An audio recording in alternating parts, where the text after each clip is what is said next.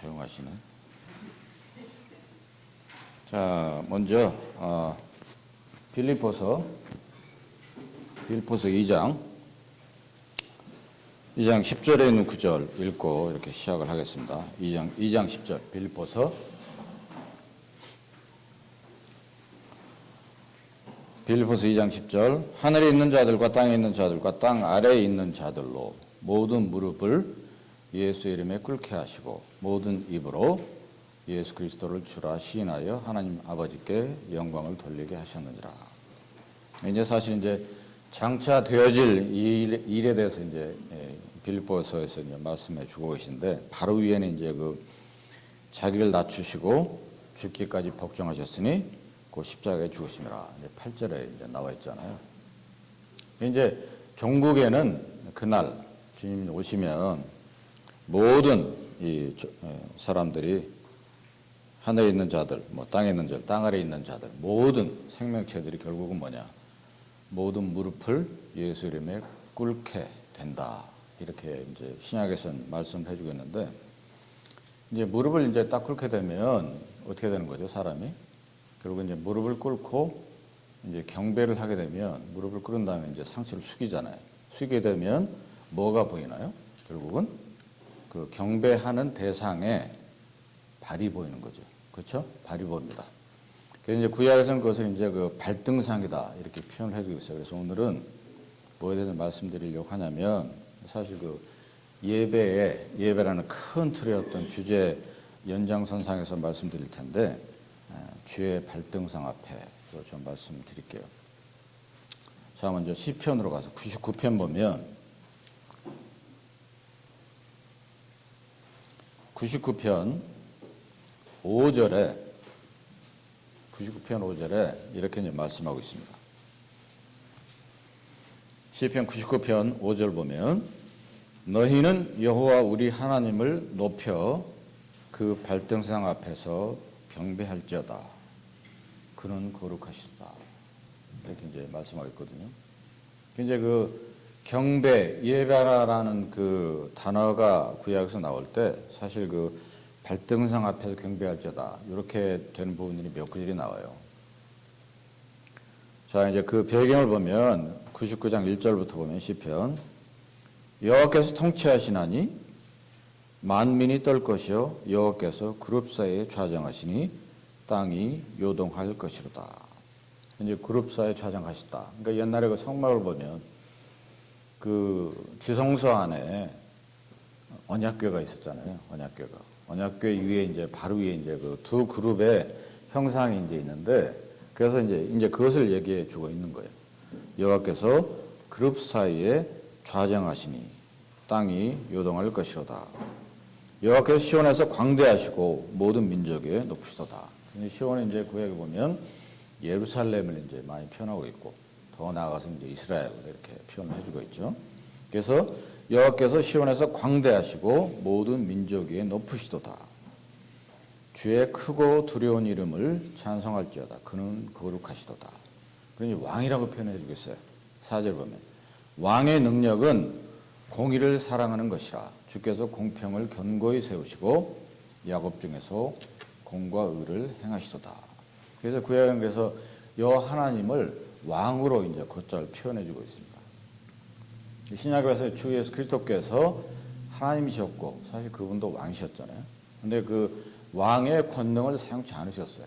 왕의 권능을 사용치 않으시고 인자와 어린 양과 그리고 어떤 희생물로서 종으로서의 모습으로 이 땅에 오셨고, 그 부분만을 드러내신 거고, 왕의 모습은 사실 이제 주님께서 이 땅에 지상으로 임하실 때 전능의 왕으로 이제 이렇게 오실 텐데, 이제 구약에서 이제 그 인자로서 오신 종으로서 주 예수 그리스도가 아니니까 이렇게 표현을 해주고 있어요. 그래서 왕의 능력, 그러니까 뭡니까? 일반 우리가 지금은 그렇지 않지만 왕정하에 있는 나라들, 지금도 그런 나라들이 있어요. 근데 가까운 우리 그 과거 조선시대만 해봐도 왕이라고 하면은 엄청 두려운 존재잖아요. 그래서 왕 앞에 나가면 사극 이런 데 보시면 완전히 엎드리잖아요. 거기를 못 들어요. 왕의 얼굴을 보면 그 즉시 이건 감옥에 갇히거나 형을 당하는 거죠. 그만큼 왕정하에서는 왕의 존재라고 하는 것이 정말로 놀라운 그 권능을 가지고 있는 거예요. 그렇기 때문에 왕 앞에 나갈 때는 감히 고개를 못 들어요. 그러니까 뭡니까? 왕의 발만 보는 거죠. 그렇게 생각하시면 이제 이해가 되는 거죠. 그래서 5절에 너희는 여호와 우리 하나님을 높여 그 발등상 앞에서 경배할지어다. 이렇게 이제 시편 기자는 기록을 해주고 있는 것입니다. 그런데 그 발등상 앞에 경배해야 되는데 모든 이들이 그랬어요. 그래서 6절에 보면 그 제사장 중에는 모세와 아론, 그 이름을 부르는 자 중에 사무엘, 그 모든 자들이 이제 그렇게 구약에 나타났던 그 여호와 하나님의 어미하신, 놀라우신 왕으로서 그 권능 앞에 완전히 그냥 발등상 앞에 엎드려서 경배를 했다. 이것을 이제 구약에서 이제 알 수가 있는 거죠. 자, 시편 132편으로 가서 제가 그때 언약궤 이렇게 말씀드릴 때 일부를 이제 교재를 드렸던 그런 내용인데 132편 보면 그 하나님의 발등상 앞에서 경배하는 것, 예배하는 것이 어떤 자세와 모습이어야 되는가를 이제 잘 이제 시편 132편을 보면 우리가 알 수가 있어요. 왜냐하면 이제 이런 그 구약에 발등상 앞에서 경배한다는 이런 내용들이 오늘날 그리스도인들에게도 중요한 것은 뭐냐면 다 그런 건 아니지만 그런 어떤 그 경향들이 좀 있어요. 오늘날 보면 우리가 예배 자리에 나오는데 주의 만찬이잖아요. 로드 서퍼인데 주님께 제정하신 만찬인데 비록 우리 눈에는 주님께서 여기 함께 하신다는 게 보이질 않아요. 근데 주님께서는 분명히 약속을 하셨단 말이에요. 내가 너희 세상 끝날까지 함께 하겠다. 두세 사람이 모이는 것은 나도 함께 있을 것이다. 물론 그것은 이제 기도에 대한 어떤 그 본질적인 의미가 있지만 그렇지만 항상 이 주 예수 그리스도를 구세주와 주인으로 영접한 믿는 자들이 함께하는 곳에는 주님께서 함께 하신다고 이제 말씀하셨거든요. 그래서 이제 성령의 능력을 통해서 물론 성령의 임재와 내재도 있지만 결국은 성령의 능력을 통해서 주님께서 함께 하시는 거예요. 영으로 저희와 함께. 그렇기 때문에 제가 지금 방금 드린 예배 시간에도 주님께서 함께 하셨어요. 근데 이제 혹자는 이제 어떤 분들은 보면 내가 너희를 더 이상 종이라 부르지 않고 친구라 하겠다. 이런 이제 그 표현들이 신약에 이제 몇 군데 나오잖아요. 주님은 사랑이시고 포용하시고 이런 부분들이 이제 너무 개개인의 그리스도인에게 마음속에 자리 잡게 되다 보면 정말 주님께서는 왕이시다. 엄중한 두려움과 경외함으로 사시는 주님 앞에 나와야 되는데 그런 것에 좀 무게를 두지 않고 그냥 주님의 어떤 친구적인 어떤 친화적인 사랑에 계신 주님만 이렇게 스스로 이렇게 오해할 수가 있다는 거죠. 그런 부분 저희들이 이제 경계를 해야 된다. 그런 측면에서 이제 말씀드리는 거예요. 우리가 섬긴 하나님은 물론 우리의 친구도 되고 우리를 도우시는 위로하신 분도 되지만 사실은 본질적으로는 그분은 뭡니까? 온 우주를 만드시고 지금도 붙드시고 계시는 창조주이시고 왕이세요. 그렇기 때문에 그분 앞에 저리 나올 때 정말로 저희들의 마음가짐이 중요한 거죠. 그래서 우리가 이 세상에 있는 왕 앞에 나갈 때 예를 들어 왕정에 우리가 산다고 생각을 해보자고요. 왕 앞에 나갈 때 머리를 못 들고 그 왕의 발밖에 볼 수밖에 없어요. 이제 그러한 우리들의 마음 자세를 한번 이 시간 좀 생각을 해보자. 그런 차원에서 이제 말씀을 드리겠습니다. 그래서 시편 132편에 7절에 보면 이렇게 기록하고 있습니다. 우리가 그의 성막에 들어가서 그 발등상 앞에서 경배하리로다. 이렇게 되어 있어요. 그러니까 이스라엘 민족들은 주님께서 영광 중에 임하실 때 어디 계셨느냐? 그들은 그렇게 믿었어요. 실제로 그랬고 그 속죄석 위에 영광 가운데 이렇게 임했다라고 하는 그 기록들이 나오잖아요. 출애굽기 비롯해서 여러 군데. 그러니까 이제 분명히 성막 지성소 안에 속죄석 위에 아까 이제 99편에서 봤잖아요. 그룹사에 좌정하셨다. 그런 거죠. 그래서 성막에 들어가서 그 발등성 앞에서 경배하리로다. 이렇게 이제 기록을 해주고 있는 거예요. 거기에 이제 주님께서 임하시기 때문에. 그래서 여기 보면 132편을 보면 그들이 얼마나 성막을 사모했던 걸 알 수가 있어요. 자, 1절부터 읽어보겠습니다. 여호와여, 다윗을 위하여 그의 모든 근심한 것을 기억하소서. 그러니까 이제 다윗이 많은 고통을 받았어요. 왕이었지만. 그것을 이제 얘기해주고 있습니다.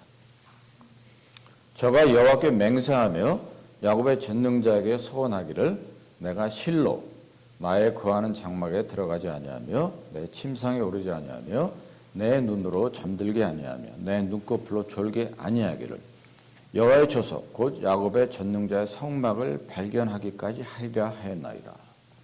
그때 언약궤 그 교제할 때 한 2차례인가 기억이 나실 겁니다. 그래서 다윗이 그 언약궤를 가지고 오려고 무진대를 썼잖아요. 처음에 이제 그 실로에 있었고 언약궤가, 그 다음에 에베네스를 옮겼고 아스도로 옮겼고 가드로 갔다가 에그론으로 갔다가 베세메스 쭉 이제 그 과정 가운데 언약궤가 이동을 하다가 결국은 뭡니까? 그 고앗 자손이 어깨에 메고서 올바르게 메고서 오벳 에돔의 집에 3개월인가 그 언약궤가 있었는데 결국 이제 예루살렘으로 이제 그 언약궤를 어깨에 메고 모셔온단 말이에요. 그러면서 이제 결국은 언약궤를 중심으로 이제 성전이 이제 건축이 된 거죠. 솔로몬 때 이르러서. 그렇기 때문에 다윗 그 사람 자체가 정말로 여호와의 영광이 임했던 왕으로서 그 그룹사에 좌정하셨던 모세 시대 때 그 영광 앞에 발등상 앞에서 경배하고 예배 드릴 것을 간절하게 사모했다는 거예요. 요 지금 132편 전반부가 계획을 하고 있는 겁니다. 내가 그 언약궤 그리고 성전 성막에 들어가서 주님의 발등상 앞에서 경배하기 할 때까지 내가 제대로 뭐 침대에 가서 잠이 오겠습니까? 잠을 이룰 수 있겠습니까? 이런 얘기잖아요. 내 눈으로 좋을 수 있겠습니까? 이런 그 얘기를 지금 3절, 4절에서 하고 있거든요. 그러나 결국에 이제 다윗이 언약궤를 이제 메고 이제 모셔오잖아요. 그래서 그것을 간절히 바랬다고 하는 거예요. 자, 8절 계속해서 읽어보면 여호와여 일어나사 주의 권능의 궤와 함께 언약궤입니다. 평안한 곳으로 들어가소서. 그래서 언약궤가 거하는 그 성막 그게 완성되면서 이제 그들은 그 평안한 곳으로 즉 언약궤와 함께 하나님께서 이제 그 안식을 누리실 것이다. 이렇게 이제 생각을 했던 거죠. 자, 9절 보면 주의 제사장들은 의를 입고 주의 성도들은 즐거이 외칠지어다. 그러니까 이제 모세 때 드렸던 많은 제사 그리고 매일마다 아침 저녁으로 그 들어가서 향을 피우고 그랬잖아요. 그러한 그 활동들이 가능해졌다고 하는 거죠. 그래서 주의 제사장들은 의를 입고 주의 성도들은 즐거이 외칠지어다. 10절 보면 주의 종 다윗을 위하여 주의 기름 받은 자의 얼굴을 물리치지 마옵소서. 여호와께서 다윗에게 성실히 맹세하셨으니 변치 아니하실지라. 이르기를 내 몸의 소성을 내 위에 둘지라.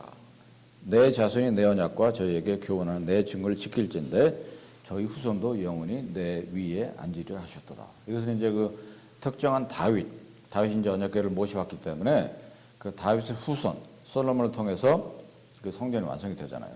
그리고 이제 그 솔로몬을 통해서 계속해서 그 자손이 이제 그 내려오게 되고 그것에 대한 이제 언약을 이제 하나님께서 다윗을 하셨다. 이것을 이제 말씀해 주고 있는데 그것은 이제 한 가지 이제 우리가 유심히 볼 것은 뭐냐면 12절이에요. 12절. 내 자손이 내 언약과 저에게 교훈하는 내 증거를 지킬진대 저희 후손도 영원히 내 위에 앉으려 하셨도다. 이 구절이 사실은 보면 그 열왕기상 이런 부분들에 이제 잘 기록이 되어 있어요. 사무엘상, 역대상 이런 데도 조금 내용은 다르지만 이렇게 이제 기록이 되어 있어요. 실제로 다윗의 후손들이 왕들이 쭉 내려오지만 잘하는 왕도 있고 못하는 왕도 있었잖아요. 그렇지만 그것이 계속해서 면면이 이제 마태복음 1장에 있는 대로 그 다윗의 그 후손들이 계속해서 내려오게 되고 결국은 그 다윗의 뿌리로 주 예수 그리스도께서 이 땅에 오시게 된 거죠. 그것을 이제 말씀을 주고 있는 거예요. 유신이 볼 것은 뭐냐면 내 자손이 내 언약과 저에게 교훈하는 내 증거를 지킬진대 저희 후손도 영원히 내 위에 앉으리라. 제가 정확 기억은 안 나는데 어느 청년한테 그런 질문을 받은 게 있어요. 뭐냐면 오늘날 교회 시대에서도 부모가 정말로 신실하게 하나님을 섬기고 따라가면 아이들에게도 그게 유익이 있느냐? 그 대답하기 쉽지 않은 질문이거든요. 그런 경우도 있고 이제 그렇지 않는 경우도 있어요. 그렇죠? 부모는 아주 신실하게 이제 주님을 섬기고 교회를 섬겼는데 자식 때 가서는 반대인 경우도 있고, 그래 똑같이 이제 부모 때처럼 이렇게 충실히 이렇게 충성됨으로 섬긴 그런 자식들도 있고 하니까 쉽지는 않은데, 이제 여기 이제 구약의 여러 기록들을 보면 관계는 분명히 있어요. 부모가 잘 섬기면 자식들도 잘 섬겨요. 그 이제 그런 면에서 이제 우리 모두가 생각을 해볼 것은 청년들도 이제 아직 결혼 이전이라 하더라도 결혼해서 내 자식을 낳고 주님 더디 오시면 그럴 때 내가 어떠한 삶을 살아야 될 건가 이런 것들이 이제 말씀의 이 원리인 거죠. 내가 먼저 잘해야 된다라고 하는 거죠. 자, 그다음에 13절로 가서 여호와께서 시온을 택하시고 자기 거처를 삼고자 하여 이르시기를. 이제 시온은 이제 아까 말씀드렸던 대로 예루살렘을 이제 통상적으로 이루고요. 왜 성전이 있었기 때문에. 더 나아가서는 이스라엘이라고 이렇게 의미할 때도 있어요. 그런데 오늘날의 시온은 뭐냐? 결국 뭡니까? 교회를 상징합니다. 교회를 상징해요. 오늘날 시온은. 그래서 교회 이름을 시온교회 이렇게 붙이는 교회들도 있잖아요. 이제 그런 것들이 이제 이런 구약적인 배경으로 인해서 그렇게 되어 있는 건데, 그리고 이제 거기 보면 자기 거처를 삼고자 하여 이르셨다 이렇게 돼 있잖아요. 그러니까 이제 이 당시에 구약 때는 시온을 택하시고, 왜 시온 안에 뭡니까? 언약궤 있었고 성막이 있었잖아요. 그리고 그 성막 안에 주님께서 영광이 거하셨기 때문에 그룹 사이에 좌정하셨기 때문에 거기서 하나님께서 거처를 삼으셨다라고 본 거예요. 그렇죠? 그런데 오늘날은 뭡니까? 하나님의 살아신 교회니까 교회가 뭐라고 표현하고 있죠? 신약에서는 주님의 몸이다라고 표현하고 있잖아요. 그러니까 뭐냐면 오늘날에는 교회가 하나님의 거처라고 하는 거예요. 거처. 그것을 어떻게 알 수가 있어요? 에베소 1장에도 보면 그렇게 나와 있고, 그는 교회의 머리라, 교회는 그의 몸이라 이렇게 되어 있고, 하나님의 모든 신성이 그 안에 충만히 거했다. 육체로 거하셨다. 그런 그분께서 교회의 머리가 되시니까 당연히 교회가 뭡니까? 오늘날 주 예수 그리스도 하나님의 거처가 되는 거예요.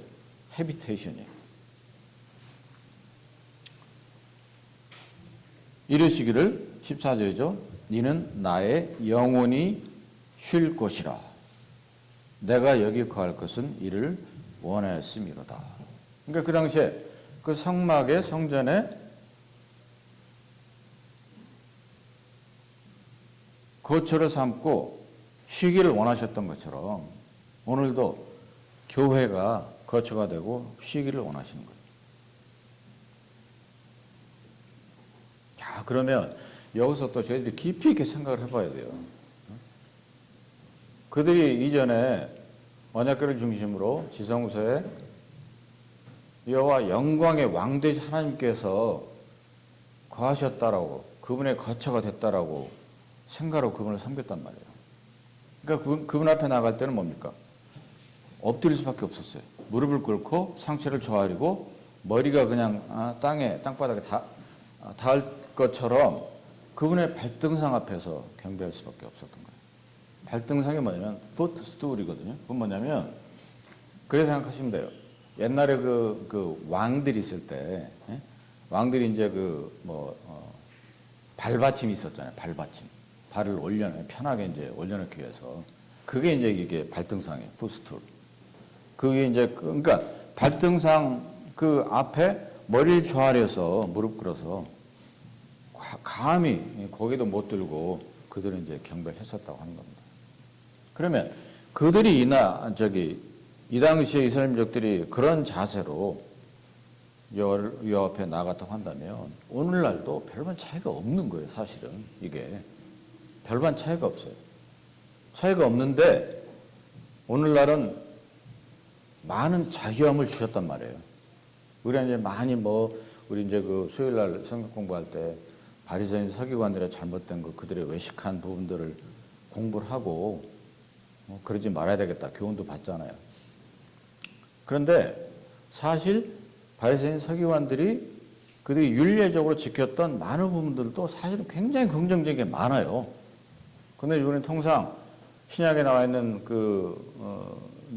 광경들을 보면 주님께서 독사의 자식들아 이렇게 이제 많이 나무라시고 했기 때문에 바리새인과 서기관들이 지켰던 그런 윤례들, 예식들을 갖다가 무조건 100% 나쁘다 이렇게 치부할 수 있는데 그건 아니라고 하는 겁니다.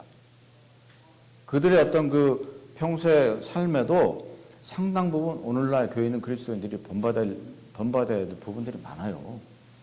그분들이 드렸던 헌금 당연히 드려야 되는 거고 그렇죠? 주기적으로. 그리고 모세의 율법들 계속해서 그들 읽었어요.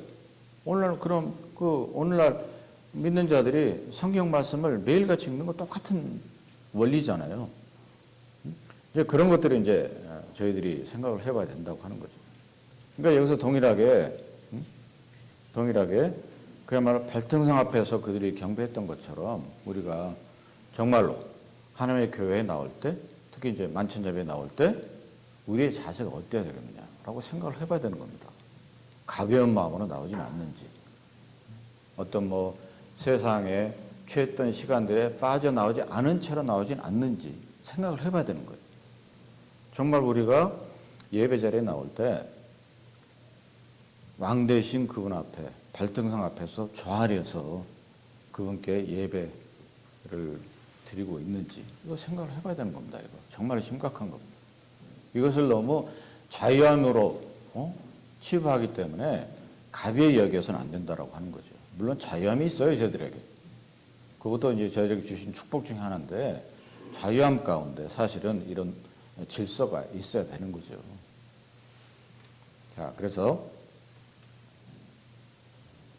14절 이는 나의 영혼이 쉴 것이라 내가 여기 거할 것은 이를 원하였음이로다.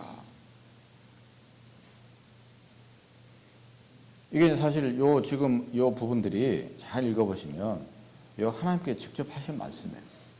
하신 말씀을 결국은 이 시편 기자는 기록을 하고 있는 겁니다.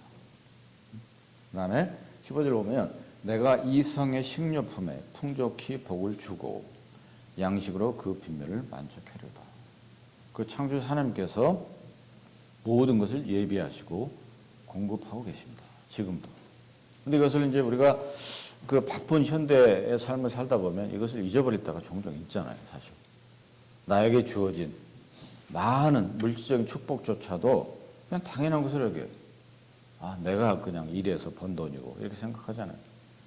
제가 오늘 아침에 이렇게 말씀 묵상하면서 유리창을 이렇게 딱 보는데 새로운 걸 제가 봤는데 그건 이제 지난주에 캐나다 갔다 오고 바쁘게 지내고 하다 보니까 잊고 있었는데 뭐냐면 저희 집 앞에 그 나무가 있잖아요. 나무가 있는데 창문을 딱 내다보니까 어느새 이파리가 무성해갖고 이만큼 자라있고 키도 커 있어요. 야, 그래서 제가 깜짝 놀랐어요. 그럼 제가 이제 번뜩 떠오른 생각이 뭐였냐면 역시 하나님은 내가 인식하지 못하는 순간에도 일하고 계신다. 그것을 느꼈어요. 저는 전혀 인식을 못해요. 그렇죠? 나뭇잎이 자라는 걸 제가 어떻게 신경 쓰겠습니까? 제 할 일도 바쁜데. 그만큼 이제 인간이라고 하는 것은 좁은 영역에서 살아가는 존재일 수밖에 없는 거잖아요.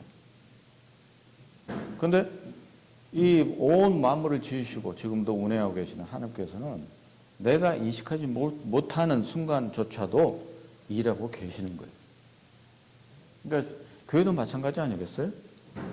저희들이 물론 이제 뭐 힘과 에너지를 써서 일을 하지만 최선을 다하고 있지만 우리가 생각하지 못한 우리 손이 닿지 않는 곳에서도 하나님께서는 지금도 여전히 일하고 계신다.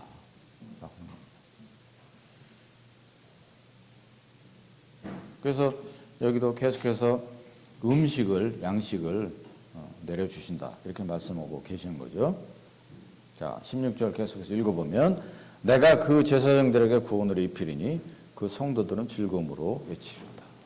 우리 모두가 모든 거듭난 그리스도인들 뭡니까? 제사장이라고 신약에서는 말씀하고 있잖아요. 제사장들을 구원으로 입히신다. 뭘 말씀하고 계시는 거겠어요?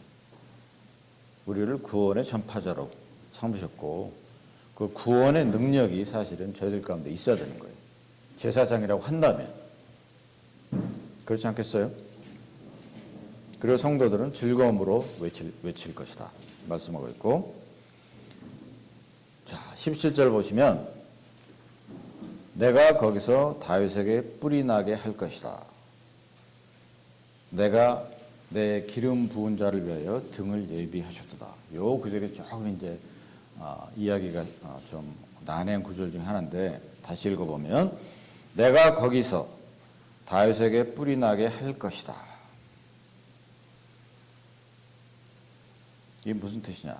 그리고 이제 그 다윗 개인을 보면 솔로몬을 이제 얘기해 주고 있는 거예요. 솔로몬. 그런데 인류 전체 구속 사역을 보면 다윗에게 뿔이 나게 할 것이다. 그래서 결국 뭐냐면 장차 임하실 메시아를 여기서 예언해 주고 있는 겁니다. 주 예수 그리스도. 메시아로서 오실 주 예수 그리스도를 여기서 예언해 주고 있습니다.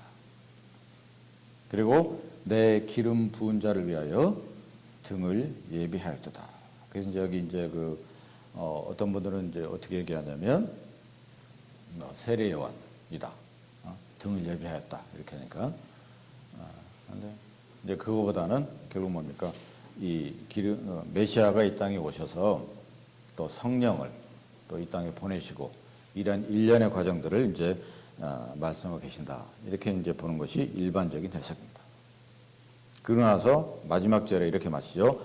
내가 저희 원수에게는 수치로 입히고 저에게는 면류관이 빛나게 하리라 하셨도다. 결국 여기는 이제 지상으로 오실 그 메시아를 이제 미리 예언해 주고 있는데 지상으로 오실 때 뭡니까? 모든 원수들이 수치를 당하는 거죠. 그러면 천년왕국에 들어가게 되고 백보자 심판을 통해서 모든 원수들이 결국 뭡니까? 불못으로 던져집니다. 그렇지만 저에게는 면류관이 빛나게 하시리라. 그러니까 주 예수 그리스도 메시아뿐만이 아니고 그에게 붙은 모든 거듭난 그리스도인들에게는 면류관이 주어지는 거죠. 그러니까 이 시편 132편을 쭉 보시면 가장 중요한 포인트가 어디냐? 7절이에요. 그의 성막에 들어가서 그 발등상 앞에서 경배할 것이다. 자, 오늘날 주님께서 거하시는 곳은 어디입니까? 하나님의 교회예요. 하나님의 교회이기 때문에 그 주님 앞에 교회 앞에 나올 때 우리가 늘 명심해야 될 것은 정말로 왕 되신 그분 앞에 그분의 발등상 앞에서 경배하는 것이 정말로 중요하다. 우리가 해야 될 것들이 결코 가벼운 것이 아니에요. 사실은 가벼운 것이 아니에요. 중량감이 있는 거죠. 중량감이 있는 거예요. 그래서 우리의 그 예배 자세, 시편 99편에 있는 대로 발등상 앞에서 경배할 것이다. 그분은 창조하셨고 붙드시고 강대하신 크신 분이다. 그런 분께서 나의 구세주가 되시고 나의 주인이 되셨다. 그러니까 그분을 우리가 매주 또 매일의 삶 속에서 경배해야 되는데 어떤 자세로 경배해야 되느냐. 그분의 발등상 앞에서 엎드려서 경배를 해야 된다고 하는 거예요. 내가 잘나서 구원받은 것이 아니고 내가 잘나서 하나님의 교회에 지금 있는 게 아니거든요. 그래서 모든 것은 다 뭡니까? 주 예수 그리스도의 은혜예요, 사실은. 은혜와 사랑과 자비로 인해서 저희들이 이 자리에 있는 겁니다. 그러니까 엄청난 특권 가운데 있는데 그 특권을 저희들이 잊어버릴 때가 종종 있어요. 아, 별거 아니지. 왜? 매주 계속되는 거니까. 매주 떡 대고 와인 마시니까 그냥 습관적인 거 아니야? 이렇게 생각하면 안 된다고 하는 겁니다. 우리가 죄 만찬 앞에 나오는 것은 왕 대신 그분 앞에 나오는 거예요. 그렇기 때문에 그분의 발등상 앞에서 경배를 드리는 거고 예배를 드리는 거라고 하는 거죠. 자, 이런 것들이 정말로 중요하다고 하는 것을 다시 한번 저희들이 기억을 하면서 왕 대신 그분을 정말 전심으로 낮은 자세로 겸손함으로 섬겨야 될 것입니다. 기도하겠습니다. 아버지 감사드립니다. 참 그 발등상 앞에서 경배했던 그 이전에 구약에 있었던 믿는 자들 그들의 자세를 다시 한번 생각을 해보고 오늘날 하나님의 살아계신 교회에 임하시는 참 하나님 주 예수 그리스도 왕 되신 그분을 저희들이 어떠한 자세로 또 경배하고 예배 드려야 될지를 또 말씀하심을 감사드립니다.